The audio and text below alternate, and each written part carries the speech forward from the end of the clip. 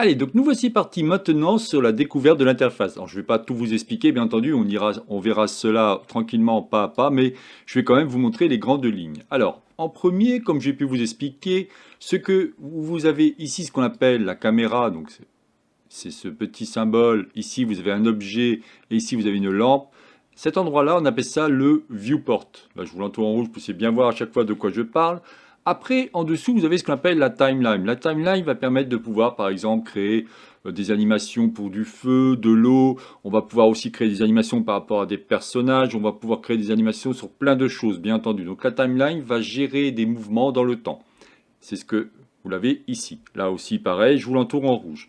Sur votre gauche, vous avez ici des manipulateurs. Manipulateurs par rapport à la sélection, manipulateurs par rapport à ce qu'on appelle le curseur 3D, cet objet qui est ici. Vous voyez, si je clique ici et que je viens en cliquant, je vous rappelle qu'il faut une souris avec bouton gauche de la souris, bouton droit et bouton milieu. Tant qu'à faire avec la molette, comme ça au moins vous avez tout ce qu'il faut pour par exemple zoomer avec ma molette. Ça c'est important. De toute façon, je vous expliquerai dans la prochaine vidéo la navigation. Il y a quand même quelques vidéos que je suis obligé de faire pour vous montrer au moins les bases des bases, bien entendu.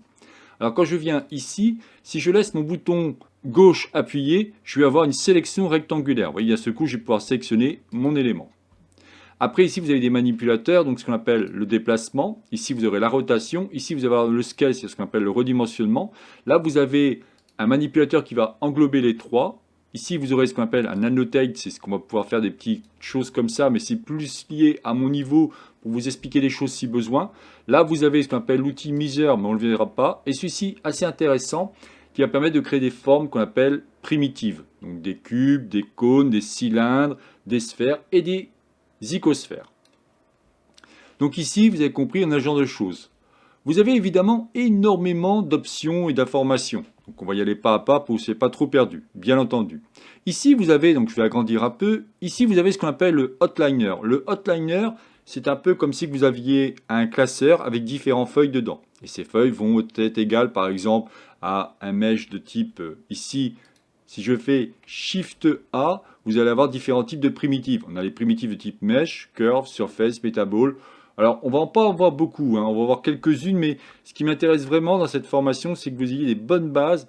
Alors, sur Blender 5, mais ça peut être exactement pareil par rapport à Blender 2, Blender 3, Blender 4. Hein.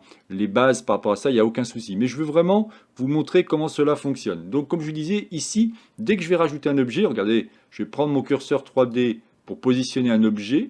Je vais venir ici, je fais un Shift A, je vais dire un mesh par exemple pleine, et vous allez voir qu'automatiquement ici c'est rajouté. Ça veut dire que toutes les informations qui apparaissent au niveau du viewport vont apparaître ici, avec beaucoup plus d'informations, beaucoup plus de choses, on va pouvoir les regrouper et ainsi de suite. C'est ce qu'on appelle le hotliner.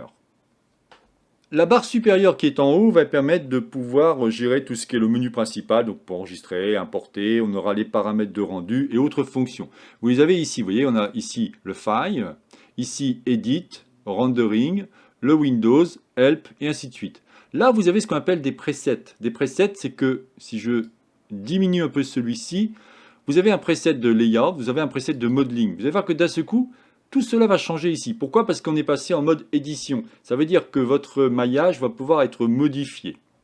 Ensuite, ici, vous avez le sculpting. Le sculpting, c'est vous allez pouvoir, si vous souhaitez, modéliser c'est des sculptures avec des brosses, tout simplement. Vous voyez, ici, vous avez plein de brosses en bas.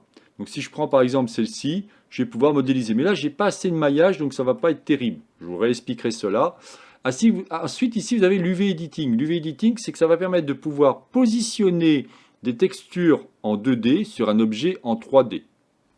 Vous avez après ce qu'on appelle le texture paint. C'est que vous pouvez, par-dessus votre objet, peindre et pouvoir faire des choses intéressantes. On verra si on applique cela dans cette formation.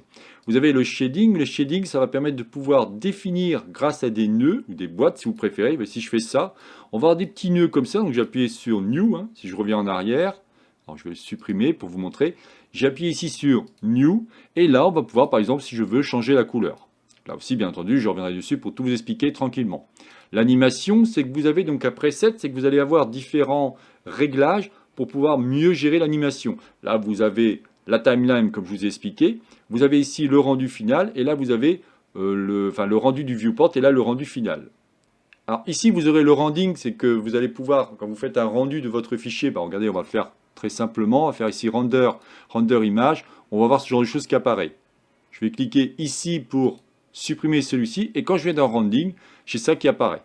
Ensuite, ici, vous avez le compositing. Le compositing va vous permettre, en fin de compte, de pouvoir faire ce qu'on appelle la post-production pour pouvoir avoir justement des effets plus sympas. Si vous voulez plus de lumière, plus de brouillard, enfin voilà, on va pouvoir faire pas mal de choses par rapport à ça. Module géométrie node, extrêmement intéressant, c'est beaucoup plus ciblé au niveau des mathématiques. On va pouvoir faire de la gestion des nœuds avec des objets. Quand je viens ici, quand je vais cliquer ici sur New, vous allez pouvoir ajouter une multitude d'objets qui va permettre de pouvoir créer des formes sympas qui seront modifiables et ainsi de suite. Alors c'est peut-être de l'hébreu pour l'instant tout ce que je vous explique, mais c'est exactement ça, hein. Et après ici, vous avez évidemment le scripting, c'est que vous allez pouvoir, si vous souhaitez, créer de nouveaux add-ons, de nouvelles extensions en mode Python, c'est avec le langage Python. Bien entendu, dans notre cas, on va se focaliser pour l'instant sur les deux modules qui vont être, ou les deux presets qui vont être le modeling et le layout. Vous verrez qu'il y a pas mal de possibilités pour accéder à ces informations. Tout ce qui va être les informations qui sont ici, on verra ça un peu plus tard, parce que vous verrez que je vous expliquerai tranquillement. Je ne veux vraiment pas vous bombarder d'informations, je veux juste que vous ayez les bonnes bases pour pouvoir commencer à modéliser et comprendre ce que vous faites. Après, à vous de chercher, je vous montrerai aussi un peu plus tard le Blender manuel, où vous avez énormément d'informations.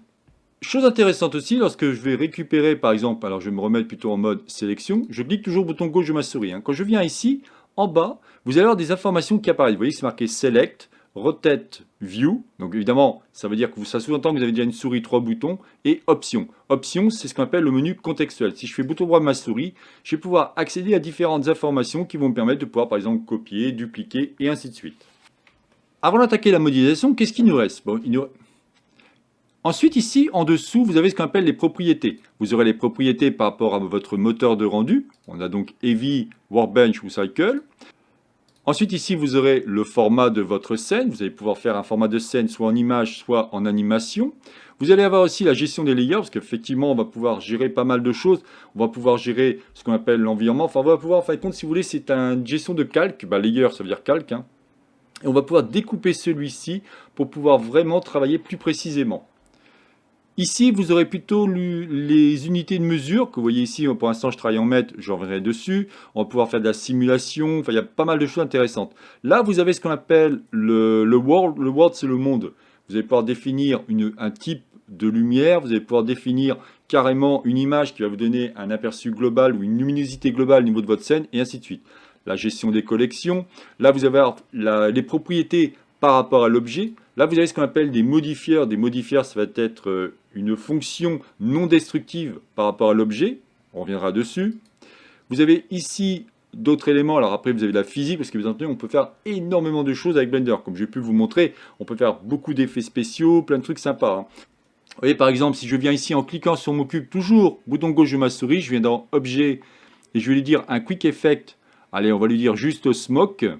Vous allez voir que d'un seul coup, en cliquant sur le bouton lecture ma timeline, j'ai déjà du feu qui apparaît, en l'occurrence de la fumée. Donc vous voyez que très rapidement, on va pouvoir créer des effets extrêmement intéressants. Là, je supprime le cube en appuyant sur la touche X. Alors pour l'instant, je vous mets les raccourcis clavier parce que malheureusement, il y a un add-on qui est extrêmement pratique pour nous formateurs pour vous montrer les raccourcis clavier. Mais malheureusement, pour l'instant, quand je suis sur la version alpha, il n'est pas encore, on pourrait dire, mis à jour.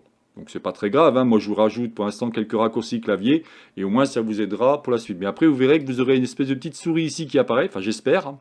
Sinon je ferai le nécessaire pour vous mettre tout ce qu'il faut et vous aurez à chaque fois les raccourcis clavier qui apparaissent. De toute façon si c'est le cas, je vous ferai une présentation de celui-ci pour aussi bien comprendre comment il marche.